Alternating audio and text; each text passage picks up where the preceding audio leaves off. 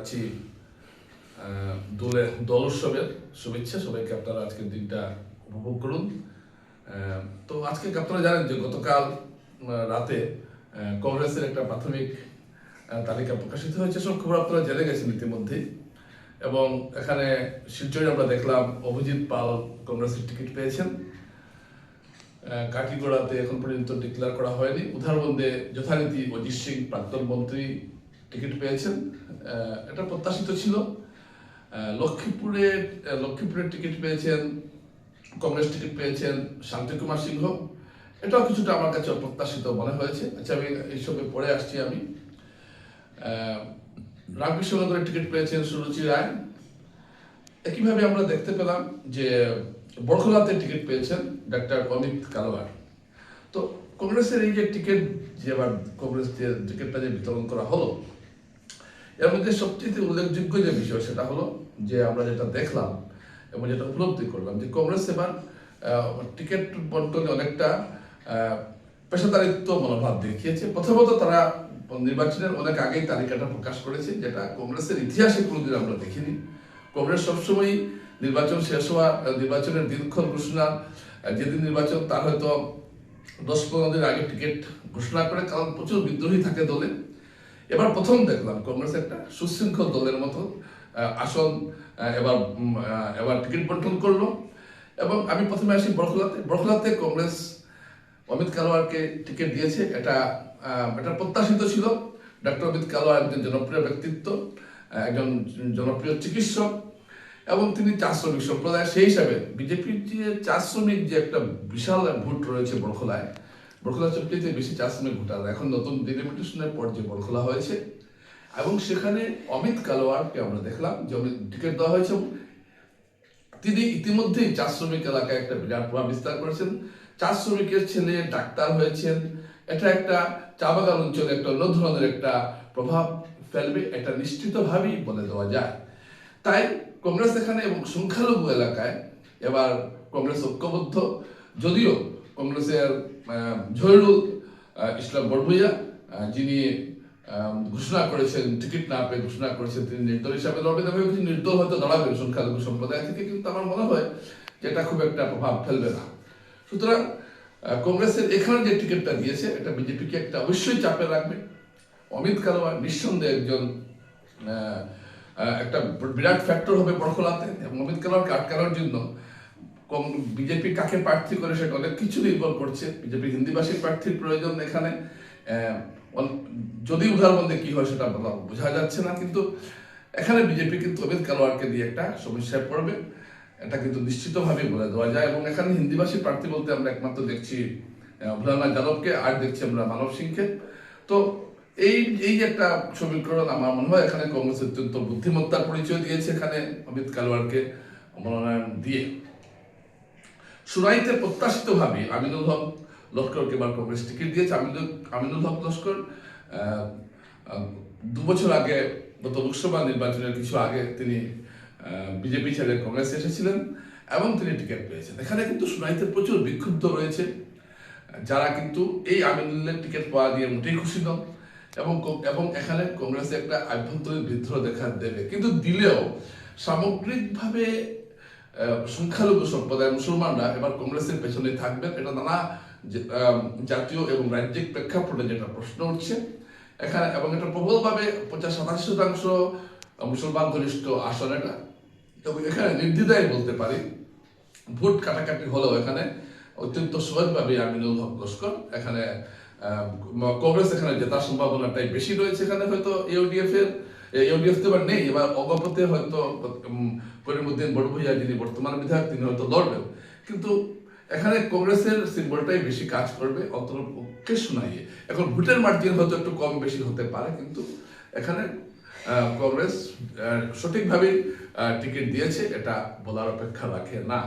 এবং আমিনুল হক লস্কর আপনারা জানেন যে গত 2 বছর থেকে কংগ্রেসের নানা দায়িত্ব তিনি পালন করে আসছেন।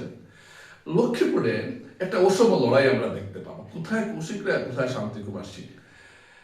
এখানে মণিপুরী জনগোষ্ঠীর সংখ্যা 9,000-এরও বেশি হবে না, এরকম একটা জায়গায় এখানে মণিপুরের প্রার্থী দেওয়া হচ্ছে। আমার মনে হয় এর পেছনে কংগ্রেসের একটা অন্য একটা কৌশল রয়েছে। কংগ্রেস হয়তো বলতে পারবে, আপনারা জানেন যে ডিলিমিটেশনের পর মণিপুরী সম্প্রদায়, মণিপুরী সম্প্রদায়রা প্রতিনিধিত্বহীন হয়ে তারা লক্ষ্মীপুরে একটা বড় সংখ্যায় ছিলেন, প্রায় 27,000 ছিলেন তারা সংখ্যায়। ডিলিমিটেশনের পর অনেক কেউ চলে যায়, মণিপুর অঞ্চলগুলোকে জুড়ে দেওয়া হয়েছে, কিছু জুড়ে দেওয়া হয়েছে সোনাইর সঙ্গে, কিছু উধারবন্দে, কিছু রয়েছে লক্ষ্মীপুরে। এভাবে মণিপুরী জনগোষ্ঠীর যে উধারবন্দের রাজনীতিতে যে একটা গত 30 বছর থেকে যে একটা প্রভাব ছিল, সেই প্রভাবটা এখন আর লক্ষ্মীপুর আসনে নেই। তাই তারপরেও কংগ্রেস এখানে শান্তিকুমার সিংহকে টিকিট দিয়েছে। এর অর্থ হলো এটাই যে কংগ্রেস মণিপুরী সম্প্রদায়ের কাছে এই বার্তাটা পৌঁছে দিতে চাইছে, দেখো বিজেপি তো তোমাদের কাউকে পাত্তা দিল না, আমরা তোমাদের একজনকে বিধায়কের টিকিট দিয়েছি।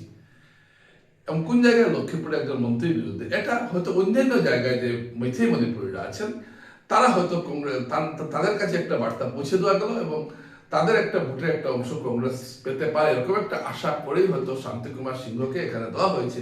না হলে শান্তিকুমার সিংহকে কোন অবস্থায় এখানে দেওয়ার কথা এবং এখানে সুবীর সরকার, যাকে আমরা ভেবেছিলাম যাকে টিকিট দেওয়া হবে, তাকে টিকিট দেওয়া হয়নি।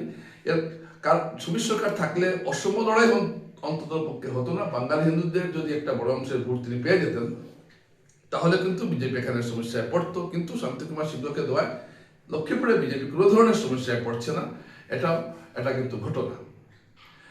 উদাহরণে অজিত সিংকে, প্রাক্তন মন্ত্রী অজিত সিংকে টিকিট দেওয়া হয়েছে, এটা অনেকটা প্রত্যাশিত ছিল। যদিও তরুণ হিসাবে পল্লব সিং যাদব বেশ একটা প্রভাব ফেলছিলেন, কিন্তু আমার মনে হয় যে দলীয় নেতৃত্ব পল্লব সিংকে হয়তো বলেছেন যে তোমার তো বয়স কম, আগামীতে অজিত সিংকে একবার চান্স দিয়ে দিই, আগামীতে হয়তো তুমি পাবে। সেরকম একটা কোনো কথা বা সে ধরনের একটা কোনো চিন্তা হয়তো দলীয় নেতৃত্ব করেছে, যার জন্য অজিত সিংকে এখানে প্রার্থী করা হয়েছে। অজিত সিং অত্যন্ত যোগ্য প্রার্থী, গত নির্বাচনে সামান্য ভোটে তিনি হেরেছেন, এত বিজেপি হওয়ার মধ্যেও তিনি সামান্য ভোটে হেরেছেন। তো সুতরাং অজিত সিংয়ের চা বাগান, উধারবন্দের চা বাগান অঞ্চলে প্রভাব রয়েছে। তার বাড়ি ইটখোলাতে, যে অঞ্চলটা এখন উধারবন্দের সঙ্গে যুক্ত হয়েছে, সেই মালগ্রাম ইটখোলা এলাকার বাসিন্দা তিনি। সেই হিসাবে তিনি এলাকার একটা মানুষের একটা সহানুভূতি হয়তো তিনি পাবেন। তাই কংগ্রেস অনেক চিন্তা ভাবনা করেই হয়তো তাকে এই জায়গায় দিয়েছে। এছাড়া এখানে উদাহরণে বিজেপির টিকিট নিয়ে যে একটা নিজেদের মধ্যে যে একটা লড়াই চলছে, স্থানীয় বহিরাগত এই ধরনের কথাগুলো উঠছে, এই প্রেক্ষাপটে আমার মনে হয় যে এখানে অজিত সিং একটা সুবিধাজনক অবস্থায় থাকতে পারেন। এবং যদি রাজনীতি এলাকায় এখানে টিকিট দেওয়া হয়, তাহলে চা শ্রমিক, বিজেপির যে চা শ্রমিক এলাকায় যে একটা কি বলবো দবদবা যেটা বলা হয়, সেটা কিন্তু অজিত সিং এর জন্য পুরোটা থাকবে না। চা শ্রমিক ভোটে একটা বিভাজন ঘটবে এবং এর একটা সুফল হয়তো কংগ্রেস পেতে পারে। এই একটা অঙ্ক করেই এখানে অজিত সিংকে দেওয়া হয়েছে এবং তিনি পুরনো নেতা, পুরনো তার মাইলেজ রয়েছে, তার অনেকের সঙ্গে তার যোগাযোগ রয়েছে।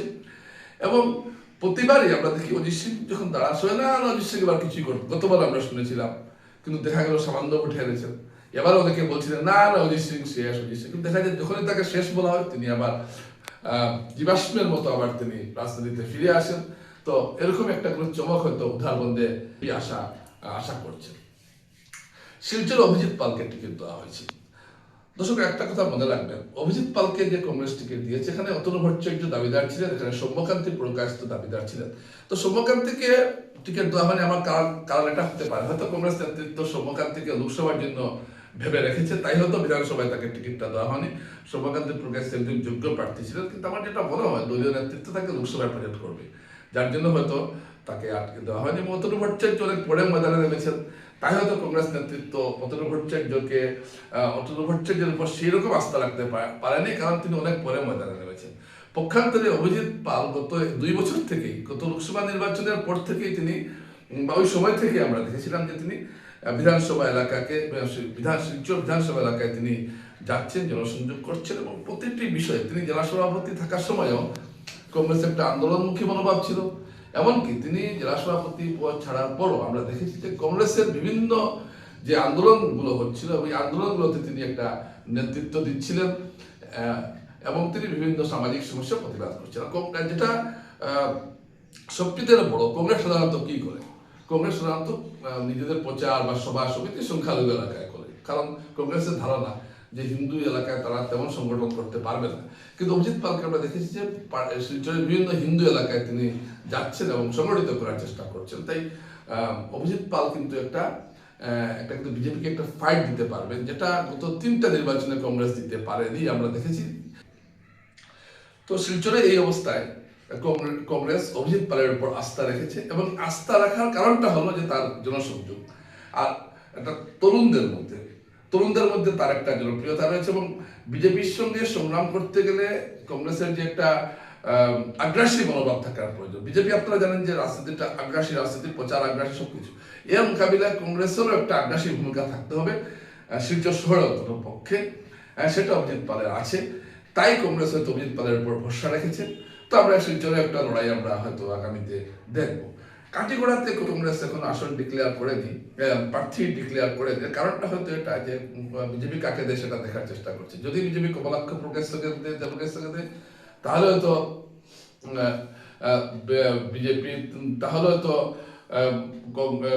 বিজেপি মাফ করবেন, তাহলে হয়তো কংগ্রেস কাকে প্রার্থী দেবে সেটা চিন্তা ভাবনা করেই হতো। আপাতত বিজেপির সিদ্ধান্ত নেই, সেটার উপর হয়তো নির্ভর করছে। ধলাইতে একটা প্রশ্ন আমার মনেও আসছিল যে ধলাইতে কংগ্রেস কেন এখনই প্রার্থী ঘোষণা করলো না, যেখানে ধ্রুবজ্যোতি প্রকাশ তো প্রতিদিন প্রচার করছে, এখানে হীরক দাসও প্রার্থী আছেন, কিন্তু ধুলাইয়ে কেন করলো না কংগ্রেস? এটা আমার যেটা মনে হচ্ছে কারণটা হলো এটাই যে ধুলাইয়ে যে স্থানীয় বহিরাগত একটা লড়াই চলছে বিজেপির মধ্যে, এখন যদি কংগ্রেস প্রার্থী দিয়ে দেয় ধ্রুবজ্যোতি প্রকাশকে, তাহলে হয়তো বিজেপি দেখা যাবে নিহারঞ্জন দাসকে না দিয়ে অমিয়কান্তি দাসকে দিয়েছে, কারণ স্থানীয় বহিরাগত বিষয়টা রয়েছে।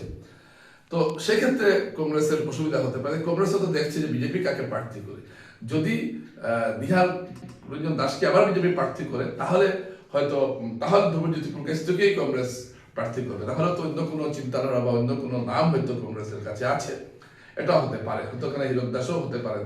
তো এই সমস্ত কিছু নির্ভর করছে বিজেপি কাকে টিকিট দেয় সেটার উপর। তো এই বিষয়ে চিন্তা করার অনেক ব্যাপার রয়েছে।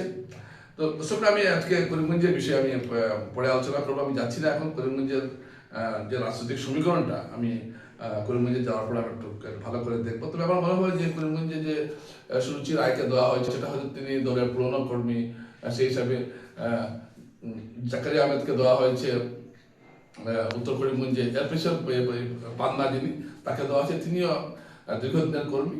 তো কেন দেওয়া হয়েছে, কিসের জন্য অন্যদের বাদ দেওয়া হয়েছে, নানা সমীকরণ হয়তো দল মাথায় রেখেছে। পাথারকান্দি আসলে আমরা দেখলাম কার্তিক সিনহাকে টিকিট দেওয়া হয়েছে, তিনি এবার কংগ্রেসের টিকিট। এখানে কিন্তু কংগ্রেস একটা কিন্তু মন্ত্রী কৃষ্ণেন্দু প্রার্থী কিন্তু সমস্যায় ফেলতে পারে, কারণ কার্তিক সিনহার সঙ্গে বিজেপি মণিপুরী সম্প্রদায় তিনি আছেন, একটা অংশ পাবেন, এবং এখানে একটা লড়াইয়ের সম্ভাবনা আমরা দেখতে পাচ্ছি। এখানে পাথারকান্দিতে কার্তিক সিনহাকে দিয়ে টিকিট দিয়ে কংগ্রেসের একটা লড়াইয়ে চলে এলো, এবং সেই লড়াইটা কতটুকু হবে, কতটুকু কৃষ্ণেন্দু পালের সঙ্গে পারবেন কার্তিক সিনহা, সেটা তো আগামীতে দেখা যাবে। তবে বিরাজুদ্দিন নাহিদ সত্যাগ্রহ মেদিনী কংগ্রেস এই আসনে একটা লড়াই দিতে চাইছে। তো আমরা দেখলাম একমাত্র লক্ষ্মীপুর ছাড়া সব আসনেই কংগ্রেস মোটামুটি একটা, যেগুলো আসন ঘোষণা করা হয়েছে, মোটামুটি একটা ভালো লড়াইয়ের ক্ষেত্র কংগ্রেস তৈরি করেছে। দেখুন, গৌর গগৈ যোরহাটের সাংসদ, তারপর তিনি যোরহাট বিধানসভা আসনে প্রতিদ্বন্দ্বিতা করছেন, এবং এটা অত্যন্ত এবং এই প্রতিদ্বন্দ্বিতা করাটা তার জন্য একটা ঝুঁকির ব্যাপার, রিস্ক। তিনি হারতেও পারেন, কারণ এটা বিধানসভা নির্বাচন, কিন্তু সেই ঝুঁকিটা নিয়েও তিনি এখানে দাঁড়িয়েছেন। এবং তিনি যে প্রার্থী দেখলাম আপার আসামে, যে পুরনো বিভিন্ন আহমদের প্রার্থী করা হয়েছে, এতে মনে হচ্ছে যে কংগ্রেস আপার আসামে, উজান আসামে একটা চ্যালেঞ্জ বিজেপির দিকে ছুড়ে দিতে চাইছে। তো সব মিলে কংগ্রেসের প্রার্থী তালিকা যেটা ঘোষণা করা হলো, এতে কিন্তু 2026 সালের বিধানসভা নির্বাচনের কিন্তু যে একটা উত্তেজনাকর খেলা হবে সেটা, বা প্রতিদ্বন্দ্বিতা হবে, লড়াই হবে, সেটা কিন্তু নিশ্চিত।